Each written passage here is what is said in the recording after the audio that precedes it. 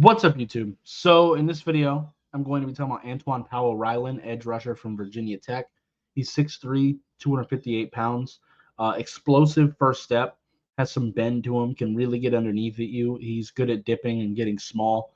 Very good rip move. Can absolutely get underneath you. Um, can set the edge pretty well, but he does lose the ball sometimes. His eyes can kind of get tricked, and because of that, he kind of struggles against read option.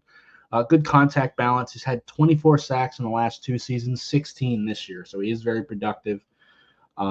He will sometimes run down the middle of you, which isn't something I really want, especially when he is really good at that rip move. Doesn't have a whole lot of other tools or counters, but like I said, he is explosive. He does have some strength, and he does have a really good rip move. And he can dip and get really small on you, which is great. But doesn't always rush with a plan. I'm going to be honest, I kind of do question his football IQ a little bit. I think he looks at his best when he is reacting instead of thinking. I think he can play 3-4 outside linebacker, but I think putting his hand in the dirt in a 4-3 is probably going to be his best.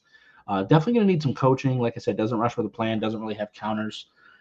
He needs to be able to beat you immediately with his natural gifts like the explosiveness, the bend, the strength, and everything like that.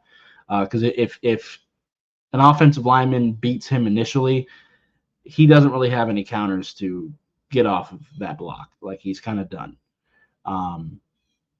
But like I said, there are a lot of really good traits here. Like, he is very physically gifted, and with some coaching, I think this guy can be a monster. And I think he can come in and play right now.